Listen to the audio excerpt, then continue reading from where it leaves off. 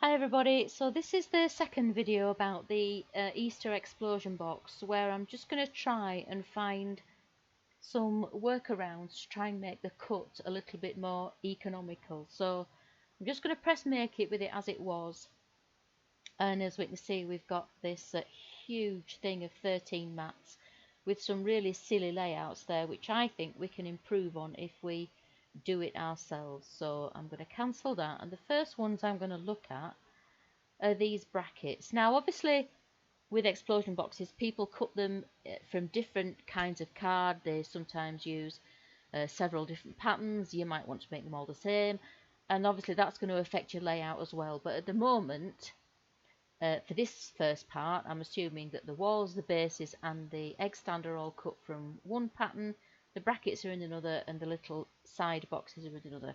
We might change that later on. So the first thing I want to try and do is get these brackets out of less paper, and so I'm going to start by just roughly laying them out one under the other. Doesn't matter too much how.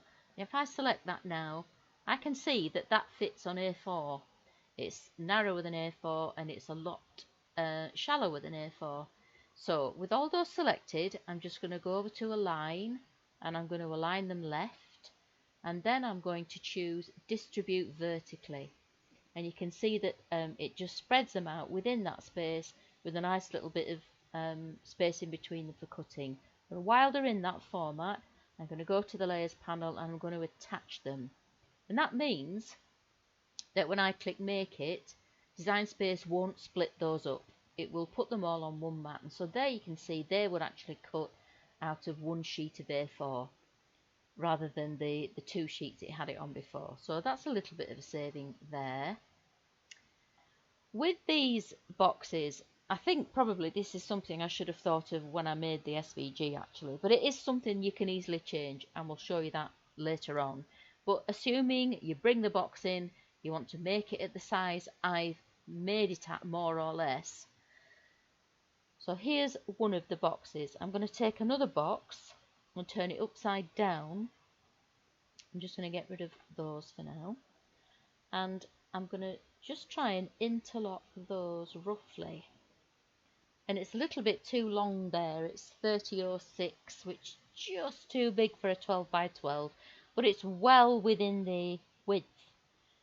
So I'm going to decide that I'm going to leave the side walls and the base and the egg holder exactly the same, but I'm just going to make my boxes fractionally smaller. But if I'm going to make the boxes smaller, then I need to make the brackets smaller as well. So I'm going to attach those boxes just so that they don't split up. I'm going to bring the brackets over as well, and I'm going to select both of those. Whoops, got one. And using this drag handle at the bottom, remember what I'm trying to do is get this number here down so it just fits a little bit better on a 12 by 12. So I'm selecting both of those, and then using the drag handle, I'm going to make both of these a tiny bit smaller. Not much. That will fit now. And I had to do them at the same time so that the brackets still fit those boxes. So now move that away. I'm going to attach, oh that is attached already, so I duplicate it twice so that we've now got our 6 inner boxes. And now if I hit make it,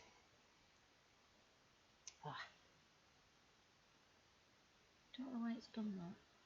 Yeah, that's because it's still saying that that won't fit on a 12 by 12, but it will. So how can we solve that then? Just a sec. We would have to make them different. Oh no, I know what. I know. Sorry, I'll leave those selected, go to make it, and it's saying that we're going to cut that from a sheet of 24-inch long paper, but we're not because we haven't got any. So we're going to choose A3. And so now it does put them on individual mats. So we've got one mat for the brackets, 3 mats for these boxes now.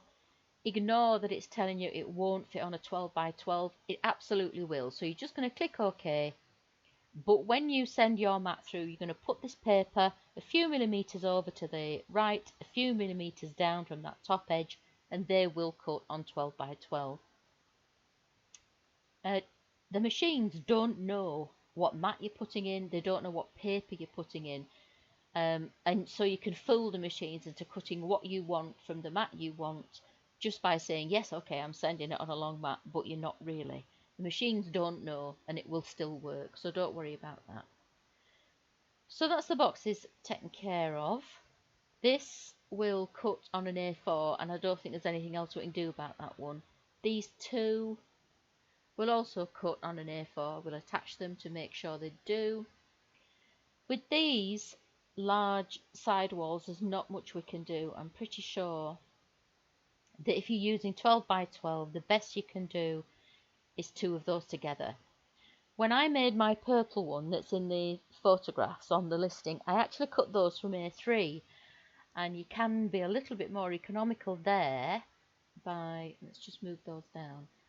As long as you're using paper where the pattern doesn't matter, which mine didn't because it was a very abstract one, it didn't all go in one direction, you can take one of the side walls and turn it on its side, and then you can just sneak it into there. And that is just within A3. It's well within widthwise, it's just within lengthwise. So if I click attach, get rid of those, duplicate that so that I've got my 6 wall pieces, and then we'll hit make it again. I'm just going to say yes, we know. And with this again, we're going to tell it that we're working at. Haha! How frustrating. Right, so because we know that this is printing on an A4 on its own, we're just going to change the colour of that. I hope you're all with me. This is getting so complicated. Right. So press make it again. These, we tell it we're working on A3. So we've got 1 12 by 12 for the brackets, 3 12 by 12s for the little side boxes, 1 A4 for the egg stand, and now with this we should be able to solve, for Pete's sake. Should be able to say, alright, okay, that's because it's still saying that these are, right, okay. I don't know if this video is going to be any use, I suspect it's not. But we're just going to change the colour of those to anything, it doesn't matter. Send it to make it again. Say to this one, it's A3. Right, so we've got 1 A4, 3 12 by 12s there, even though we're telling it it's A3, it's not. An A4 there for that piece, an A4 there for that piece. This one, we can't change the paper size to A3, but again, you can fool the machines. We're just going to put A3 paper on a long mat. We're going to move it a few millimetres over to the right, a few millimetres down from the top, and send it to cut, and the machine won't know any different. So from, I think it was 13 12 by 12s, we've got 2 A3s, 3 A4s, and 3 12 by 12s. Obviously, if you're cutting it all from the same paper, it's harder to be economical. If you're cutting from all A3, you're going to be much more economical because you can get 3 of those on an A3 then. I hope that's helped. That got a bit chaotic towards the end. If you comment and tell me it's rubbish, I'll just delete it and do another one. I'm going to leave it there for now. Thank you.